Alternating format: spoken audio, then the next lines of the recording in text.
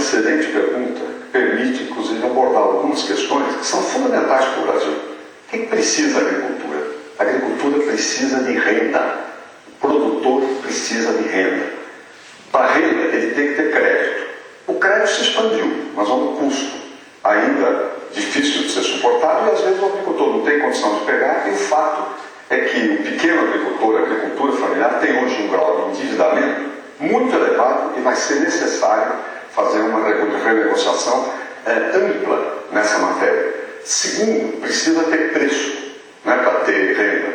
O que está acontecendo hoje? Com a política econômica de juro alto e real, a moeda muito valorizada, o agricultor do Rio Grande do Sul, por exemplo, perde competitividade com o Uruguai, com o Argentina, que não são mais deficientes, mas tem uma relação dólar-real, e no caso dólar para a moeda deles, muito mais favorável do que a nossa. Um outro aspecto é o aspecto da infraestrutura, estrada, grande ou pequeno, o agricultor precisa de estrada, armazenagem. 40% da capacidade de armazenagem no Brasil é considerada para o milho, quer dizer, os produtos estragam. E falta muita infraestrutura, estradas para levar a produção, para trazer os insumos.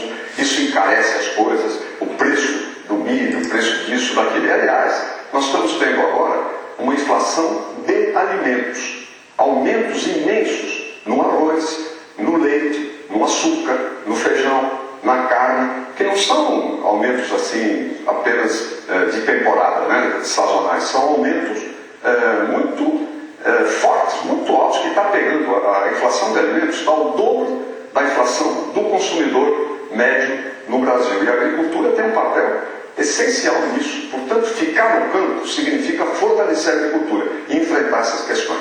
Esgotada a réplica da candidata Dilma.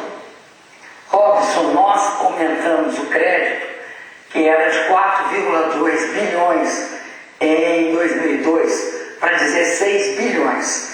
E acredito que todo mundo sabe que o crédito agrícola, principalmente a agricultura familiar, ele é feito com juros subsidiados.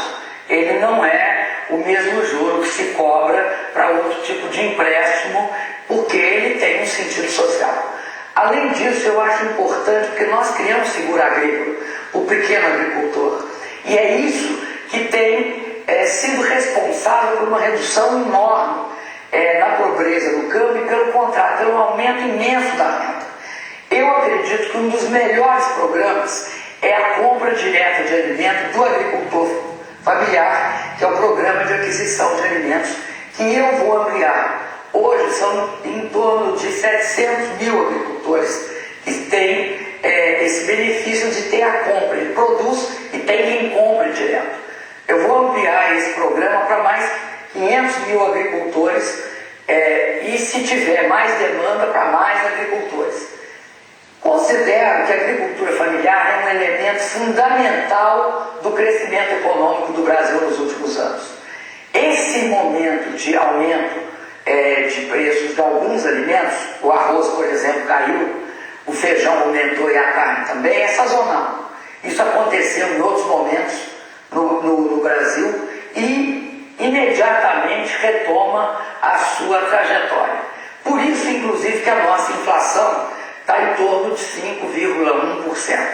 Nós conseguimos, e eu vou dar todo o empenho a isso, aumentar a capacidade do agricultor familiar no Brasil de produzir alimentos, porque nesse pequeno agricultor, está uma das maiores riquezas do Brasil, que é o fato de que a pessoa tem a propriedade e produz o seu alimento. Tempo, por favor. Candidato Serra, o senhor de novo toca na tela para selecionar um perguntador.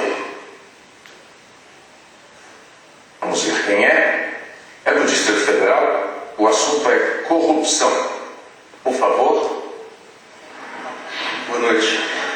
Meu nome é Lucas Andrade, eu tenho 24 anos, sou advogado e moro com minha família. Por ser de Brasília, minha família acompanhou, ao longo dos anos, a vida de muitos políticos servidores. Já vi fortunas se erguerem do nada, fortunas que não seriam compatíveis com salários. Já vi alguns terem os bens confiscados, mas sempre vejo que os dias passam. Quando os escândalos esfriam na mídia, as pessoas continuam ricas e a impunidade prevalece. É triste para um jovem brasileiro conviver com isso. O que fazer para mudar? Muito bom, Lucas. Você tem toda a razão.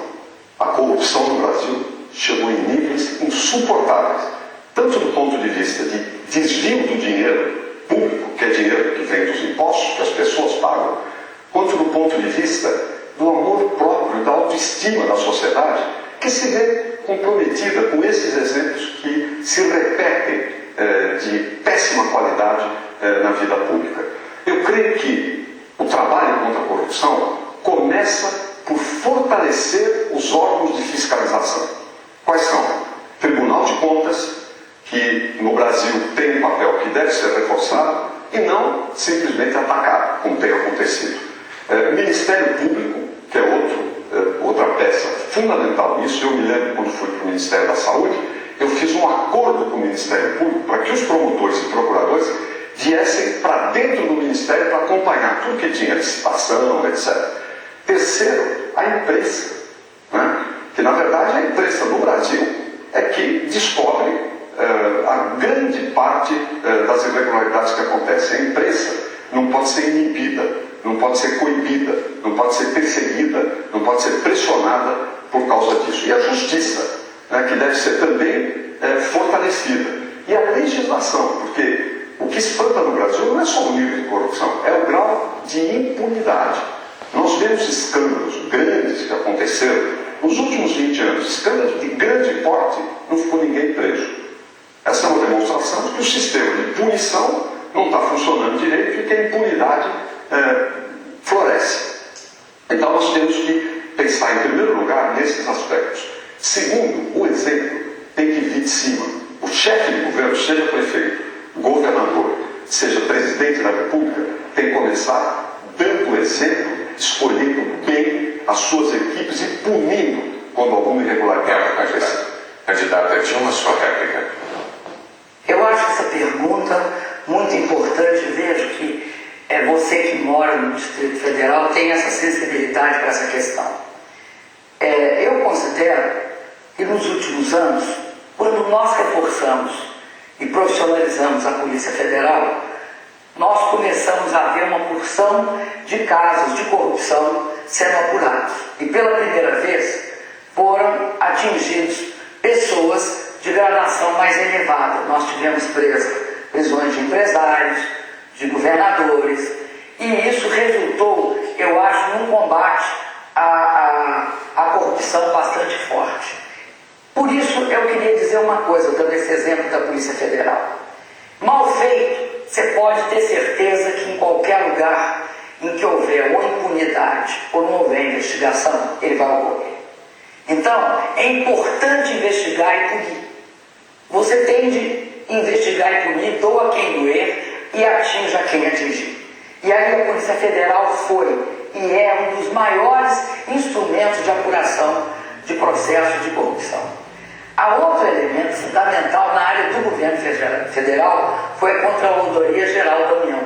Porque a Controladoria Geral da União, por exemplo, foi responsável pela investigação dos sanguessugas. Não sei se você lembra disso. Ela que investigou, descobriu que havia todo um processo, né, de uso do dinheiro público na área da saúde, tanto é que chamou de sanguessuga a operação, e junto com a Polícia Federal, a CGU denunciou, a Polícia Federal investigou. No Ministério Público é importantíssimo que não haja um engavetador-geral da República, que o procurador, ele tome conhecimento, vá investir. Eu considero que é importante que nós façamos uma melhoria na justiça. Perdoe, candidato, o tempo. Agora é o candidato Serra em replica. Eu estava dizendo, Lucas, que na questão da corrupção, o exemplo tem que vir de cima. Tem que escolher bem as equipes, né? Tem que ser implacável com quem cometer irregularidade. Não passar a mão na cabeça. Quando o chefe do governo, o presidente, passa a mão na cabeça, ou o governador, ou o prefeito, é terrível. Do ponto de vista do exemplo para a sociedade e também do ponto de vista de que isso aí vai acabar se repetindo, porque as pessoas vão achar que vão estar protegidas quando cometem irregularidades.